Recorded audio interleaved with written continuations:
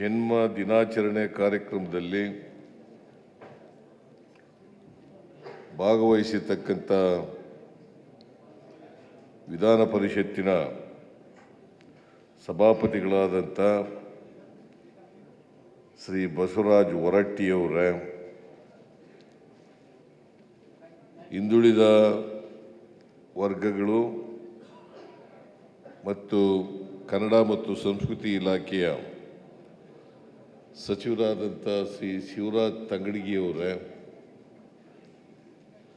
ಸಮಾಜ ಕಲ್ಯಾಣ ಇಲಾಖೆಯ ಸಚಿವರಾದಂಥ doctor S C Mahadevappa ಅವರೇ, ದೇವರಾಜ ಅರಸು ಅವರ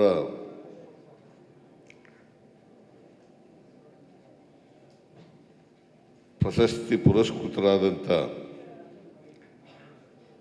ಮಾಜಿ ಸಚಿವರು ಆದಂಥ ಎಸ್ ಕೆ ಕಾಂತಾ ಅವರೇ, ಈ ಸಮಾರಂಭದ ಅಧ್ಯಕ್ಷತೆ ವಹಿಸಿರ್ತಕ್ಕಂಥ ರಿಜ್ವಾನ್ ಅರ್ಷದ್ ಅವರೇ,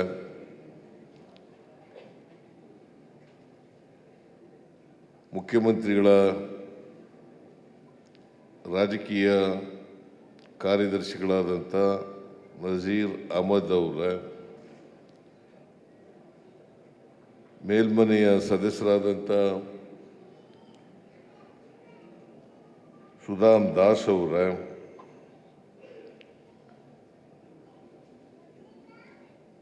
ಗ್ಯಾರಂಟಿ ಯೋಜನೆಗಳ ಅನುಷ್ಠಾನ ಸಮಿತಿಯ ಉಪಾಧ್ಯಕ್ಷರಾದಂಥ ದೇವರಾಜ ಅರಸುರವರ ಮೊಮ್ಮಗನೂ ಆದಂಥ ಶ್ರೀ ಸೂರಜ್ ಹೆಗ್ಡೆಯವರೇ, ಮಾಜಿ ಶಾಸಕರಾದಂಥ ಡಿ ಆರ್ ಪಾಟೀಲ್ ಅವರೇ, ಮೇಲ್ಮನೆಯ ಸದಸ್ಯರಾದಂಥ ಶ್ರೀ ಶ್ರೀನಿವಾಸ್ ಅವರೇ, ಕನ್ನಡ ಅಭಿವೃದ್ಧಿ ಪ್ರಾಧಿಕಾರದ ಅಧ್ಯಕ್ಷರಾದಂಥ ಪುರುಷೋತ್ತಮ್ ಬಿಳಿಮಲೆ ಅವರೇ,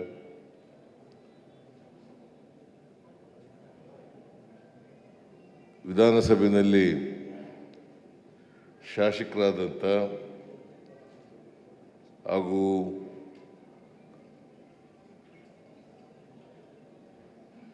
ಕಾನೂನು ಸಲಹೆಗಾರರಾದಂಥ ಶ್ರೀ ಪೊನ್ನಣ್ಣ ಅವರೇ, ಗಣೇಶ್ ಅವರೇ, ವೇದಿಕೆ ಮೇಲಿರ್ತಕ್ಕಂಥ ಎಲ್ಲ ಅಧಿಕಾರಿ ಸ್ನೇಹಿತರೇ, ಇಲ್ಲಿ ಆಗಮಿಸಿರ್ತಕ್ಕಂಥ ಎಲ್ಲ ಆತ್ಮೀಯ ಬಂಧುಗಳೇ, ತಾಯಂದಿರೇ,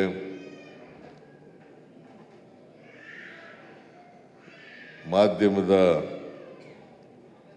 ಗೆಳೆಯರೇ, ಇವತ್ತು ದೇವರಾಜ ಅರಸುರವರ ಜನ್ಮದಿನ.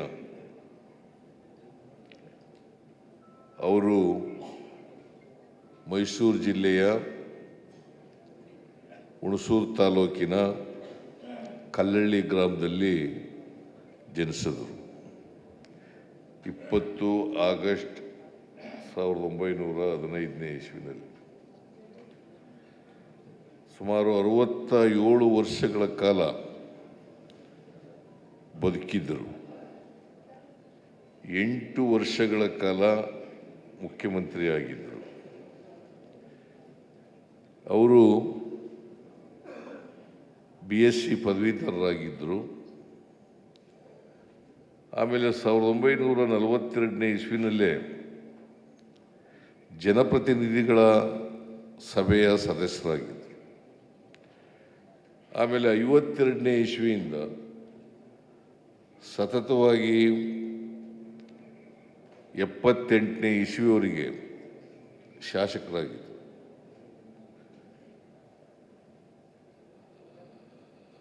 6 ಬಾರಿ ಶಾಸಕರಾಗಿದ್ದರು. ಒಮ್ಮೆ ಜನಪ್ರತಿನಿಧಿಗಳ ಆ ಸಭೆಯ ಸದಸ್ಯರಾಗಿದ್ದರು.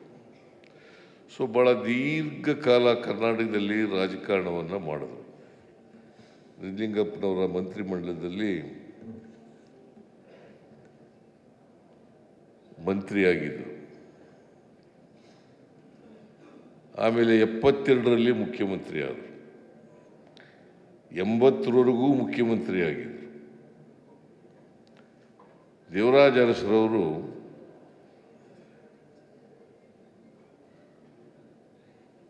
ಅರಸು ಮನೆತನದಲ್ಲಿ ಹುಟ್ಟಿದ್ರೂ ಕೂಡ ಈ ಸಮಾಜದಲ್ಲಿರ್ತಕ್ಕಂಥ ತಳ ಸಮುದಾಯ, ದಲಿತರು, ಹಿಂದುಳಿದವರು, ಅಲ್ಪಸಂಖ್ಯಾತರು, ಮಹಿಳೆಯರು,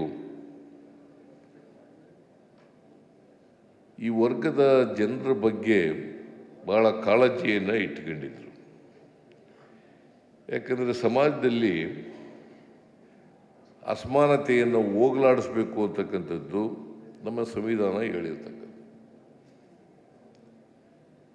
ಸಮಾಜದಲ್ಲಿ ಸಮಾನತೆ ಬರಬೇಕು, ಎಲ್ರಿಗೂ ಸಮಾನ ಅವಕಾಶಗಳು ಸಿಕ್ಕಬೇಕು, ಸಮಾಜದಲ್ಲಿ ಬದಲಾವಣೆ ಆಗಬೇಕು. ಇದು ನಮ್ಮ ಸಂವಿಧಾನ ಭಾಳ ಸ್ಪಷ್ಟವಾಗಿ ಹೇಳ್ತದೆ. ಸಾಮಾಜಿಕ ನ್ಯಾಯ ಅಂತಂದರೆ ಎಲ್ರಿಗೂ ನ್ಯಾಯ ಸಿಕ್ಕಬೇಕು, ಎಲ್ರಿಗೂ ಸಮಾನ ಅವಕಾಶಗಳು ಸಿಕ್ಕಬೇಕು. ಮೇಲು ಕೀಳು ಇರಬಾರ್ದು, ಬಡವ ಬಲ್ಲಿದ ಇರಬಾರ್ದು, ಜಾತಿ ವ್ಯವಸ್ಥೆ ಇರಬಾರ್ದು. ಎಲ್ಲರೂ ಕೂಡ ಮನುಷ್ಯರಾಗಿ ಬಾಳ್ತಕ್ಕಂಥ ಒಂದು ಸಮಾನತೆಯ ಸಮಾಜ ನಿರ್ಮಾಣ ಆಗಬೇಕು ಅಂತ ಬಸವಾದಿ ಶರಣರಿಂದ ಕನಸು ಕಂಡಿದ್ರು. ಬಾಬಾ ಸಾಹೇಬ್ ಅಂಬೇಡ್ಕರ್ ಅವರು ಬಸವಾದಿ ಶರಣರ ತತ್ವ ಆದರ್ಶಗಳ ಮೇಲೆ ನಮ್ಮ ಸಂವಿಧಾನವನ್ನು ರಚಿಸಿದ್ರು ಅಂತಕ್ಕಂಥದ್ದನ್ನು ಇವತ್ತು ನಾವು ಮರೀಲಿಕ್ಕೆ ಸಾಧ್ಯ ಇಲ್ಲ.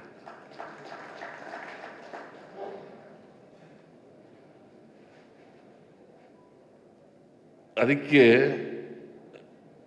ದೇವರಾಜ ಅರಸರವರಿಗೆ ಸಾಮಾಜಿಕ ನ್ಯಾಯದ ಹರಿಕಾರ ಅಂತ ಕರಿತೀವಿ ನಾವು. ಸಾಮಾಜಿಕ ನ್ಯಾಯದ ಹರಿಕಾರ.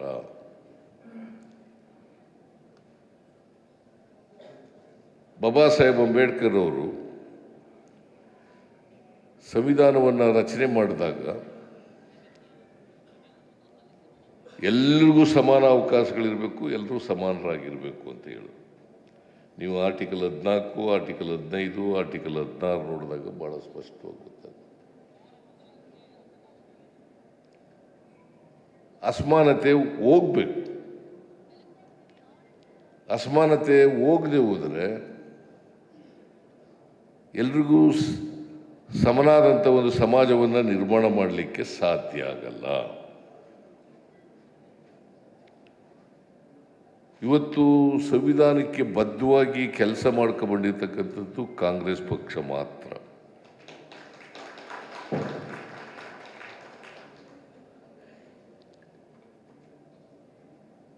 ಯಾಕಂತಂದರೆ ಅವತ್ತಿನಿಂದ ಇವತ್ತಿನವರೆಗೆ, ನೆಹರು ಕಾಲದಿಂದ ಇವತ್ತಿನವರೆಗೆ ಅಸಮಾನತೆಯ ಸಮಾಜವನ್ನು ತೊಡೆದುಹಾಕಿ ಸಮಾನತೆಯ ಸಮಾಜವನ್ನು ನಿರ್ಮಾಣ ಮಾಡಬೇಕು ಅಂತಕ್ಕಂಥದ್ದು, ಅದು ನೆಹರೂರವರು ಪ್ರಯತ್ನ ಮಾಡಿದ್ರು. ಆಮೇಲೆ ಲಾಲ್ ಬಹದ್ದೂರ್ ಶಾಸ್ತ್ರಿಯವರು, ಆಮೇಲೆ ಇಂದಿರಾ ಗಾಂಧಿಯವರು, ಅದಾದಮೇಲೆ ನಾವು ಎಲ್ಲರೂ ಕೂಡ ಪ್ರಯತ್ನಗಳನ್ನು ಮಾಡ್ಕೊಂಡು ಬರ್ತಾ ಇದ್ದೀವಿ. ನಾವು ಕೂಡ ದುರ್ಬಲ ವರ್ಗದ ಜನರಿಗೆ ಆರ್ಥಿಕವಾಗಿ, ಸಾಮಾಜಿಕವಾಗಿ ಶಕ್ತಿಯನ್ನು ಕೊಡಬೇಕು.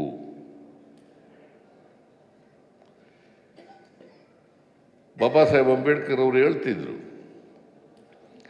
ಈಗ ನಮಗೆ ರಾಜಕೀಯ ಸ್ವಾತಂತ್ರ್ಯ ಸಿಕ್ಕಿದೆ, ನೀವು ಸುಮ್ಮನೆ ಕೂತಿರ್ತೀರಿ.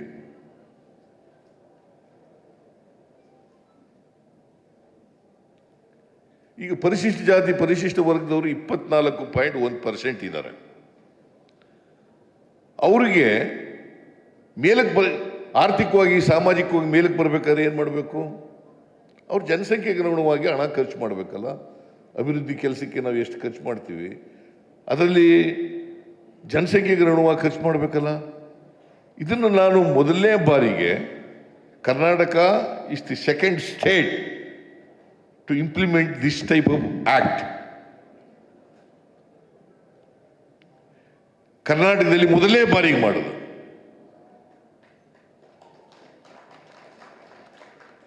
ಅದನ್ನ ಬಿಜೆಪಿಯಲ್ಲಿ ಇರ್ತಕ್ಕಂಥ ದಲಿತರೇ ವಿರೋಧ ಮಾಡೋದು. ಸಿದ್ದರಾಮಯ್ಯನವರು ಆ ದುಡ್ಡನ್ನು ಬೇರೆ ಬಾಬುಗೆ ಖರ್ಚು ಮಾಡಿಬಿಟ್ರು. ಆಯ್ತಪ್ಪ, ನಿನಗೆ what moral right you have? ನೀನು ಮಾಡಿಸುವಾಗದ್ರ ಕೇಂದ್ರದಲ್ಲಿ ಯಾಕೆ ಮಾಡಿಲ್ಲ? ಕೇಂದ್ರದಲ್ಲಿ ಇವತ್ತಿನವ್ರಿಗೆ 10 ವರ್ಷ ಆಯ್ತು. ಈ ವರ್ಷ ಎಷ್ಟು ಗೊತ್ತಾ ಬಜೆಟ್ಟು ಕೇಂದ್ರದ್ದು? 48 ಲಕ್ಷ ಕೋಟಿ. ಪರಿಶಿಷ್ಟ ಜಾತಿ ಪರಿಶಿಷ್ಟ ವರ್ಗದವ್ರಿಗೆ ಖರ್ಚು ಮಾಡ್ತಕ್ಕಂಥ ಹಣ ಎಷ್ಟು ಗೊತ್ತಾ? ಬರೀ 65,000 ಕೋಟಿ. 24.1% ಅಂದ್ರೆ ಎಷ್ಟಾಯ್ತು? ಇಲ್ಲ, 65,000. ಯಾಕೆ ಮಾಡಲ್ಲ? ಯಾಕೆ ಕೇಳಲ್ಲ ನೀವು? ಬಿಜೆಪಿಲಿರೋ ಬಿಜೆಪಿಲಿರ್ತಕ್ಕಂಥ ದಲಿತರು ಯಾಕೆ ಕೇಳಲ್ಲ? ಅದ್ರ ಬದಲು ನಮ್ಮನ್ನ ಟೀಕೆ ಮಾಡೋದು. What moral right they have? They don't have any moral right at all.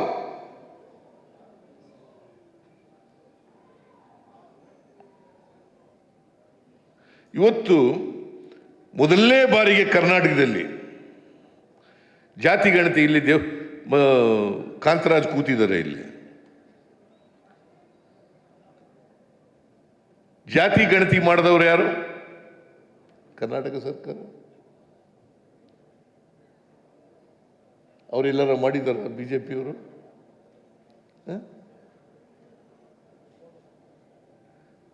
ಜಾತಿ ಗಣತಿ ಮಾಡದೇನೆ ಆರ್ಥಿಕವಾಗಿ ಸಾಮಾಜಿಕವಾಗಿ ಅವರ ಸ್ಥಿತಿಗತಿಗಳು ಗೊತ್ತಾಗದೆ ಹೆಂಗೆ?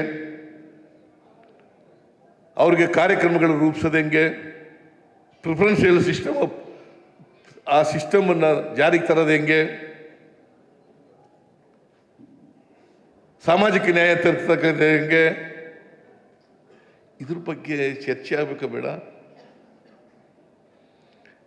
ನಾನು ಇವೆಲ್ಲನೂ ಮಾಡ್ತಾ ಇದ್ದೀನಿ ಅಂತೇಳಿ ಅವ್ರಿಗೆ ಕೋಪ. ಅದಕ್ಕೆ ಸಿದ್ದರಾಮಯ್ಯ ಹೆಂಗಾರ ಮಾಡಿ ರಾಜಕೀಯವಾಗಿ ಮುಗಿಸ್ಬಿಡ್ಬೇಕು ಅಂತ ಹುನ್ನಾರ ಮಾಡ್ತಾ ಇದೆ.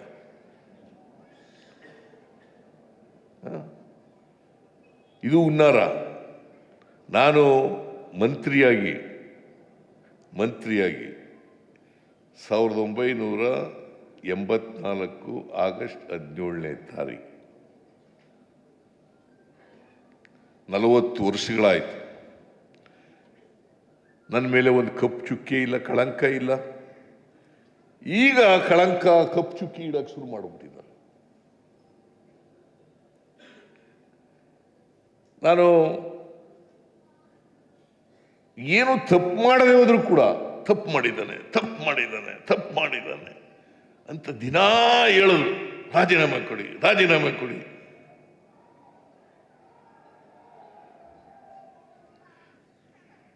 ಅದಕ್ಕೊಂದಷ್ಟು ಜನ ತಮಟೆ ಹೊಡೆಯೋರು ಇದ್ದಾರೆ. ಇದು ಇವತ್ತು ನಡೀತಾ ಇರ್ತಕ್ಕಂಥ ಷಡ್ಯಂತ್ರಗಳು. ಇಂಥ ಷಡ್ಯಂತ್ರಗಳನ್ನು ನಾವೆಲ್ಲರೂ ಕೂಡ ಯಾರು ಸಾಮಾಜಿಕ ನ್ಯಾಯದಿಂದ ವಂಚಿತರಾಗಿದ್ದೀವಿ, ಅವಕಾಶಗಳಿಂದ ವಂಚಿತರಾಗಿದ್ದೀವಿ, ಶೋಷಣೆಗೆ ಒಳಪಟ್ಟಿದ್ದೀವಿ, ನಾವೆಲ್ಲರೂ ಒಂದಾಗಿ ಇಂಥ ಷಡ್ಯಂತ್ರಗಳನ್ನು ವಿರೋಧ ಮಾಡದೆ ಹೋದರೆ, ಇವುಗಳ ವಿರುದ್ಧ ಹೋರಾಟ ಮಾಡದೆ ಹೋದರೆ ಯಾರಿಗೂ ನ್ಯಾಯ ಸಿಕ್ಕಲಿಕ್ಕೆ ಸಾಧ್ಯ ಇಲ್ಲ. ಈಗ ಕಾಂತ ನಮ್ಮ ಜೊತೆ ಮಂತ್ರಿಯಾಗಿದೆ. ಇವತ್ತು ದೇವರಾಜ ಅರಸು ಪ್ರಶಸ್ತಿ ಪುರಸ್ಕೃತರಾಗಿದ್ದಾರಲ್ಲ, SK ಕಾಂತ. ರಾಮಕೃಷ್ಣ ಹೆಗ್ಡೆ ಅವ್ರ ಕಾಲದಲ್ಲಿ ನಾನು ಅವರು ಒಟ್ಟಿಗೆ ಕ್ಯಾಬಿನೆಟ್ನಲ್ಲಿದ್ದು. ಅವರು ಹುಟ್ಟುತ್ತವಿಂದ ಸಾಮಾಜಿಕ ನ್ಯಾಯದ ಪರವಾಗಿ ಹೋರಾಟ ಮಾಡ್ಕೊಂಡು ಬಂದಿರತಕ್ಕಂಥವ್ರು, ಕಾರ್ಮಿಕರ ಪರವಾಗಿ ಹೋರಾಟ ಮಾಡ್ಕೊಂಡು ಬಂದಿರತಕ್ಕಂಥವ್ರು. ಇವತ್ತು ಕೂಡ ಕಾರ್ಮಿಕರ ಪರವಾಗಿ ಹೋರಾಟ ಮಾಡ್ಕೊಂಡು ಬಂದಿದ್ದಾರೆ. ಸ್ವಲ್ಪನೂ ಕೂಡ ಬದಲಾವಣೆ ಆಗಿಲ್ಲ. ಅವರು ನಮ್ಮ ಏಕಾಂತಯ್ಯನವರು ಇಲ್ಲೇ ಕೂತಿದ್ದಾರೆ ಎದುರುಗಡೆ, ಇವರು ಕೂಡ ನಮ್ಮ ಜೊತೆ ಮಂತ್ರಿ ಆಗಿದ್ದಾರೆ.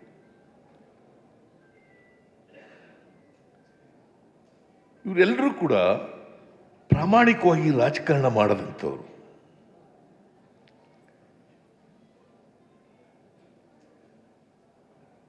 ಪಾಪ ಏಕಾಂತಯ್ಯನವರು ಈ ಪ್ರಾಮಾಣಿಕ ರಾಜಕಾರಣಕ್ಕೆ ಮನ್ನಣೆ ಇಲ್ಲ ಅಂತೇಳಿ ಬಿಟ್ಟೇ ಬಿಟ್ರು ರಾಜಕೀಯನ ಅಂತ. ಇವತ್ತು ಕಾಂತ ಅವರು ನಂಬಿದ್ದಂಥ ಸಿದ್ಧಾಂತ ಏನಿದೆಯಲ್ಲ, ಆ ಸಿದ್ಧಾಂತದಲ್ಲಿ ರಾಜಿ ಆಗಿಲ್ಲ, ರಾಜಿ ಆಗೋದೂ ಇಲ್ಲ.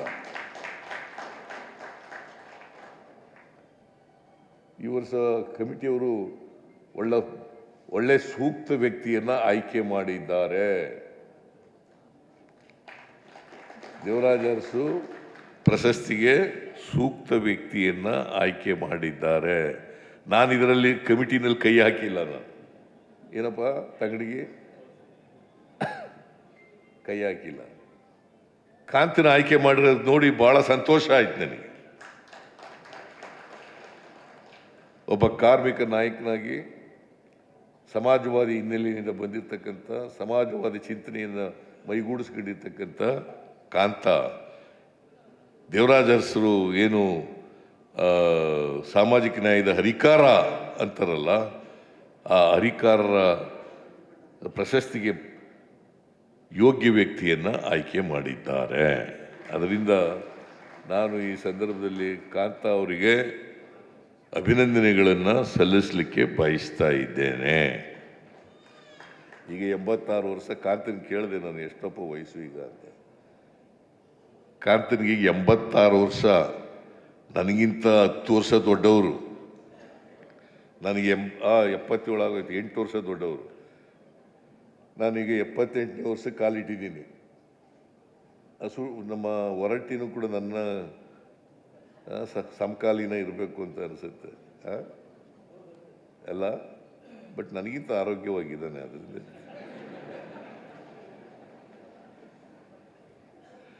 ನಾವೆಲ್ಲ ಒಳ್ಳೆ ಸ್ನೇಹಿತರು. ಕಾಂತನೂ ಒಳ್ಳೆ ಸ್ನೇಹಿತ, ಏಕಾಂತಯ್ಯನವರು ಒಳ್ಳೆ ಸ್ನೇಹಿತ. ನಮಗಿಂತ ಸೀನಿಯರ್ ಇವರು. ಬಟ್ ಕಾಂತನೂ ಕೂಡ ವಯಸ್ಸಿನಲ್ಲಿ ನನಗಿಂತ ದೊಡ್ಡವನಾದರೂ ಕೂಡ ಒಳ್ಳೆ ಸ್ನೇಹಿತ. ಸೊ ಕಾಂತ ಅವ್ರನ್ನ ಮಾಡಿರ್ತಕ್ಕಂಥದ್ದು ಭಾಳ ಯೋಗ್ಯ ಮತ್ತು ಸಮಂಜಸವಾಗಿದೆ. ಮತ್ತು ಅವರು ಆ ಪ್ರಶಸ್ತಿಗೆ 5 ಲಕ್ಷ ಕೊಡ್ತೀವಲ್ಲ, ಅದನ್ನು ಕಾರ್ಮಿಕರ ಕಲ್ಯಾಣ ನಿಧಿಗೆ ಕೊಟ್ಬಿಡಿ ಅಂತ ಹೇಳ್ಬಿಟ್ಟಿದ್ದಾರೆ. ನೋಡಿ, 100ಕ್ಕೆ 100 ಆನೆಸ್ಟು ಕಾಂತ, 100ಕ್ಕೆ 100 ಆನೆಸ್ಟ್. ಅದರಿಂದ ಅಂತ್ಯವ್ರನ್ನ ಆಯ್ಕೆ ಮಾಡಿರ್ತಕ್ಕಂಥದ್ದು ಭಾಳ ಸಮಂಜಸವಾಗಿದೆ ಅಂತ ಈ ಸಂದರ್ಭದಲ್ಲಿ ಹೇಳ್ತಾ, ದೇವರಾಜ ಅರಸರವರ ಜಯಂತಿ ದಿನನೇ ರಾಜೀವ್ ಗಾಂಧಿಯವರ ಜಯಂತಿ ಹುಟ್ಟಿದಬ್ಬನೂ ಕೂಡ ಇವತ್ತೇ. ಕಾಕ್ತಾಳೀಯ ಇದು. ದೇವರಾಜ ಅರಸರವರ ಹುಟ್ಟಿದ ದಿನ ರಾಜೀವ್ ಗಾಂಧಿ ಮಾಜಿ ಪ್ರಧಾನಿಯಾಗಿದ್ದರಲ್ಲ, ಅವರ ಹುಟ್ಟಿದ ದಿನನೂ ಕೂಡ. ಇವರ ಆತ್ಮಕ್ಕೆ ಶಾಂತಿ ಸಿಗಲಿ ಅಂಥೇಳಿ ಇವರು ಮಾಡಿದಂಥ ಕೆಲಸಗಳಿದ್ದಾವಲ್ಲ, ಇವು ನಮಗೆಲ್ರಿಗೂ ಕೂಡ ಸ್ಫೂರ್ತಿ. ದೇವರಾಜ ಅರಸು ಕಾಕ್ತಾಳಿ ನಮ್ಮ ಜಿಲ್ಲೆಯವರು. ನಾನು ಅದೇ ಜಿಲ್ಲೆಯಿಂದ ಬಂದಿರೋನು, ಮೈಸೂರು ಜಿಲ್ಲೆಯಿಂದ ಬಂದಿರೋನು. ಅದು ರಾಜಕೀಯವಾಗಿ ನನಗಿಂತ ಭಾಳ ಮುಂಚಿತವಾಗಿ ಬಂದಂಥವರು. 42ನೇ ಇಸ್ವಿಯಿಂದ ರಾಜಕಾರಣ ಮಾಡ್ಕೊಬರ್ತಾ ಇದ್ದಾರೆ. ಸೊ ಅವರ ಇಡೀ ಜೀವನದುದ್ದಕ್ಕೂ ಕೂಡ ಅವಕಾಶ ಸಿಕ್ಕಿದಾಗ ಬಡವರಿಗೆ, ದಲಿತರಿಗೆ, ಹಿಂದುಳಿದವರಿಗೆ, ಅಲ್ಪಸಂಖ್ಯಾತರಿಗೆ ಅವರು ನ್ಯಾಯ ಕೊಡಲಿಕ್ಕೆ ಪ್ರಯತ್ನವನ್ನು ಮಾಡ್ಕೊಬಂದಿದ್ದಾರೆ. ನಾನು ಕೂಡ ಅದೇ ಹಾದಿನಲ್ಲಿ ನಡೆಯತಕ್ಕಂಥ ಪ್ರಯತ್ನವನ್ನು ಮಾಡ್ತಾ ಇದ್ದೇನೆ. ಯಾವುದೇ ಕಾರಣಕ್ಕೆ ಸಾಮಾಜಿಕ ನ್ಯಾಯ ಅಧಿಕಾರ ಇರಲಿ, ಅಧಿಕಾರ ಇಲ್ಲದೆ ಹೋಗಲಿ, ಯಾವತ್ತೂ ಕೂಡ ರಾಜಿ ಆಗಲ್ಲ. ಸಾಮಾಜಿಕ ನ್ಯಾಯದಲ್ಲಿ ರಾಜಿ ಆಗಲ್ಲ. ನಾವು ನಂಬಿರ್ತಕ್ಕಂಥ ಸಿದ್ಧಾಂತದಲ್ಲಿ ರಾಜಿ ಆಗಲ್ಲ. ಈ ಕಾಂತ ರಾಜಿ ಆಗ್ತಾರ? ಅವ್ರು ಮಾಡ್ಬೋದಾಗಿತ್ತಲ್ಲ, ಬೇರೆ ಪಕ್ಷಕ್ಕೆಲ್ಲ ಹೋಗ್ಬೋದಾಗಿತ್ತಲ್ಲ, ಹೋಗಲಿಲ್ಲ. ಆದರೆ ಒಬ್ಬ ಕಾರ್ಮಿಕ ನಾಯಕನಾಗಿ ರಾಜಕಾರಣ ಪ್ರಾರಂಭ ಮಾಡಿದ್ರು. ಅದು ಮಂತ್ರಿ ಆದದ್ದು 2ನೇ ಇದು. ಆದರೆ ಮೂಲತಃ ಅವರು ಒಬ್ಬ ಕಾರ್ಮಿಕ ನಾಯಕ, ಸಮಾಜವಾದಿ ಪಾರ್ಟಿಯಿಂದ ಬಂದದ್ದು. ಸಮಾಜವಾದಿ ಚಿಂತನೆ ಮೈಗೂಡಿಸ್ಕೊಂಡಿರ್ತಕ್ಕಂಥವು ಅಂಥವ್ರಿಗೆ ಇವತ್ತು ನಾವು ಪ್ರಶಸ್ತಿ ಕೊಟ್ಟಿದ್ದೀವಿ. ಅದು ದೇವರಾಜ ಅರಸರ ಆತ್ಮಕ್ಕೂ ಕೂಡ ಶಾಂತಿ ಸಿಗ್ತದೆ ಅಂತಕ್ಕಂಥ ಮಾತುಗಳನ್ನು ಹೇಳಿ ಯಾರಿಗೆ ಆಮೇಲೆ ದೇವರಾಜ ಅರಸರವರಿಗೆ ನಾನು ಶಿಫಾರಸು ಮಾಡ್ತೀನಿ, ಅವರಿಗೆ ಮರಣೋತ್ತರ ಭಾರತ ರತ್ನ ಕೊಡಬೇಕು ಅಂತೇಳಿ ಒತ್ತಾಯವನ್ನು ಮಾಡ್ತಕ್ಕಂಥ ಕೆಲಸ. ನಾನು ಕಳೆದ ಸಾರಿ ಈ ಎಂಥದ್ದು ಎಲೆಕ್ಟ್ರಾನಿಕ್ ಸಿಟಿ ಅದನ್ನು ದೇವರಾಜ ಅರಸು ಎಲೆಕ್ಟ್ರಾನಿಕ್ ಸಿಟಿ ಇಡಬೇಕು ಅಂತ ಹೇಳಿದ್ದೆ. ಆ ಕೆಲಸ ಈಗ ಇಟ್ ಈಸ್ ಅಂಡರ್ ಪ್ರಾಸೆಸ್. ಅದನ್ನು ದೇವರಾಜ ಅರಸು ಎಲೆಕ್ಟ್ರಾನಿಕ್ ಸಿಟಿ ಅಂತೇಳಿ ನಾಮಕರಣ ಮಾಡ್ತೀವಿ. ದೇವರಾಜ ಅರಸರವರು ಭಾಳ ಮುಖ್ಯವಾಗಿ ಮಾಡಿದಂಥ ಕೆಲಸ ಏನಪ್ಪ ಅಂತಂದರೆ, ಕರ್ನಾಟಕ ಏಕೀಕರಣ ನವೆಂಬರ್ 1, 1956ನೇ ಇಸ್ವಿನಲ್ಲಾಯಿತು. ಅಲ್ಲಿವರೆಗೆ ಮೈಸೂರು ರಾಜ್ಯ ಅಂತ ಕರೀತಾ ಇದ್ರು ಕರ್ನಾಟಕನ. ಆದರೆ ಏಕೀಕರಣ 1956 ನವೆಂಬರ್ 1ನೇ ತಾರೀಕು ಆದರೂ ಕೂಡ ಕರ್ನಾಟಕ ಅಂತ ಆಗಿರಲಿಲ್ಲ, ಮೈಸೂರು ರಾಜ್ಯ ಅಂತಲೇ ಇತ್ತು. ಕರ್ನಾಟಕ ಅಂತೇಳಿ ನಾಮಕರಣ ಮಾಡಿದವರು ದೇವರಾಜ ಅರಸರವರು 1973ನೇ ಇಸ್ವಿನಲ್ಲಿ. ದೇವರಾಜ ಅರಸರವರು ಇವತ್ತು ನಾವೇನು ಕರ್ನಾಟಕ ಅಂತ ಕರೀತಾ ಇದ್ದೀವಲ್ಲ, ಈ ಹೆಸರು ನಾಮಕರಣ ಮಾಡಿದವರು 1973ನೇ ಇಸ್ವಿನಲ್ಲಿ ದೇವರಾಜ ಅರಸರವರು. ಅದಕ್ಕೆ ನಾನು ಬಂದ ಮೇಲೆ ಆಗಾಗಲೇ 50 ವರ್ಷ ಆಗ್ಬಿಟ್ಟಿತ್ತು. 23 ನವೆಂಬರ್ 1ಕ್ಕೇ ಆಗ್ಬಿಟ್ಟಿತ್ತು. ಅದಕ್ಕಿಂತ 1 ವರ್ಷ ಮುಂಚಿತವಾಗಿ ಮಾಡಬೇಕಾಗಿತ್ತು. BJP ಸರ್ಕಾರ ಮಾಡಲಿಲ್ಲ. ಅದಕ್ಕೆ ನಾವು 51ನೇ ವರ್ಷ ಆದರೂ ಪರವಾಗಿಲ್ಲ ಅಂಥೇಳಿ ಕರ್ನಾಟಕ ಸಂಭ್ರಮ ಮತ್ತು ಕರ್ನಾಟಕ ರಾಜ್ಯ ಅಂತೇಳಿ ನಾಮಕರಣ ಆದಂಥ 51ನೇ ವರ್ಷವನ್ನು ಆಚರಣೆ ಮಾಡ್ತಾ ಇದ್ದೀವಿ. ಕರ್ನಾಟಕ ಅಂತ ಹೆಸರಾಯಿತು, ಕರ್ನಾಟಕ ಅಂತ ಹೆಸರಾಯಿತು, ಕನ್ನಡ ಉಸಿರಾಯಿತು. ಕರ್ನಾಟಕ ಹೆಸರಾಯಿತು, ಕನ್ನಡ ಉಸಿರಾಯಿತು ಅಂತಕ್ಕಂಥ ಕರ್ನಾಟಕ ಸಂಭ್ರಮವನ್ನು ಆಚರಣೆ ಮಾಡ್ತಾ ಇದ್ದೀವಿ. ಇಡೀ ವರ್ಷ ಆಚರಣೆ ಮಾಡ್ತೀವಿ. ಈ ವರ್ಷ ನವೆಂಬರ್ 1ನೇ ತಾರೀಕಿಗೆ ಅದು ಸಮಾರಂಭ ನಡೀತದೆ. ಇಲ್ಲಿ ಇವ್ರದ್ದು ಪ್ರತಿಮೆ ಆಯಿತಾ? ಭುವನೇಶ್ವರಿ ಪ್ರತಿಮೆ. ಇದೇ ಸಂದರ್ಭದಲ್ಲಿ ಭುವನೇಶ್ವರಿ ಪ್ರತಿಮೆಯನ್ನು ಕೂಡ ವಿಧಾನಸೌಧದ ಮುಂಭಾಗದಲ್ಲಿ ಮಾಡ್ತಕ್ಕಂಥ ಕೆಲಸವನ್ನು ಕೂಡ ಮಾಡ್ತಾರೆ. ಸೊ ನವೆಂಬರ್ 1ನೇ ತಾರೀಕು ಅದು ಉದ್ಘಾಟನೆ ಆಗಬೇಕು. ತಂಗಡಿಗೆ ಸ್ವಲ್ಪ ಆ ಕಡೆ ಕಾನ್ಸಂಟ್ರೇಟ್ ಮಾಡಿ ಅದು ಉದ್ಘಾಟನೆ ಮಾಡ್ತಕ್ಕಂಥ ಕೆಲಸವನ್ನು ಮಾಡಬೇಕು. ಈ ಕರ್ನಾಟಕ ಅಂತ ನಾಮಕರಣ ಆದದರ ಪ್ರಯುಕ್ತ ಭುವನೇಶ್ವರಿ ಪ್ರತಿಮೆಯನ್ನು ಅಲ್ಲಿ ಅನಾವರಣ ಮಾಡ್ತಾ ಇದ್ದೀವಿ. ಸೊ ಹೀಗೆ ಕರ್ನಾಟಕದಲ್ಲಿ ಕಾಂಗ್ರೆಸ್ ಸರ್ಕಾರ ಈ ಎಲ್ಲ ಇತಿಹಾಸವನ್ನು ಹೇಳ್ತಕ್ಕಂಥ, ಯಾಕಂದರೆ ಅಂಬೇಡ್ಕರ್ ಅವರು ಹೇಳಿದರು, ಯಾರಿಗೆ ಇತಿಹಾಸ ಮರೆತು ಬಿಡ್ತಾರೆ ಅವ್ರು ಯಾರು ಕೂಡ ಭವಿಷ್ಯ ನಿರ್ಮಾಣ ಮಾಡಲ್ಲ. ಇದು ಯಾರಿಗೆ ಇತಿಹಾಸ ಗೊತ್ತಿರ್ತದೆ, ತಿಳ್ಕೊತಾರೆ, ಅವ್ರು ಮಾತ್ರ ಭವಿಷ್ಯ ನಿರ್ಮಾಣ ಮಾಡಲಿಕ್ಕೆ ಸಾಧ್ಯ. ದೇವರಾಜ ಅರಸನವರಿಗೆ ಯಾಕಂತಂದರೆ ಸಾಹಿತ್ಯದ ಬಗ್ಗೆ ಭಾಳ ನಂಟಿತ್ತು ಅವ್ರಿಗೆ. ಅವರು ಸ್ವತಃ ಸಾಹಿತ್ಯ ಆಗದೇ ಹೋದ್ರು ಕೂಡ ಸಾಹಿತಿಗಳ ಒಡನಾಟ ಇತ್ತು, ಸಾಹಿತ್ಯದ ಬಗ್ಗೆ ಅಭಿರುಚಿ ಇತ್ತು.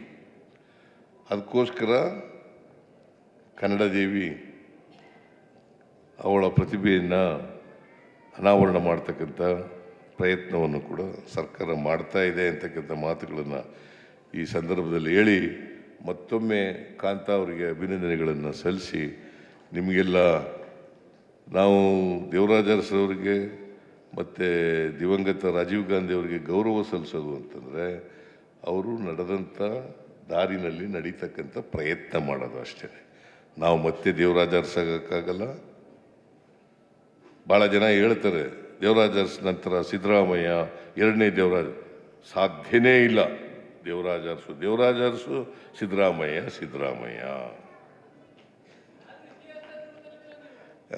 ಅದರಿಂದ ಇಷ್ಟು ವಿಚಾರಗಳನ್ನು ಹೇಳಿ ನಿಮಗೆಲ್ಲ ನಮಸ್ಕಾರ ಮಾಡಿ ನನ್ನ ಮಾತು ಮುಗಿಸ್ತೇನೆ. ಜೈ ಹಿಂದ್, ಜೈ ಕರ್ನಾಟಕ.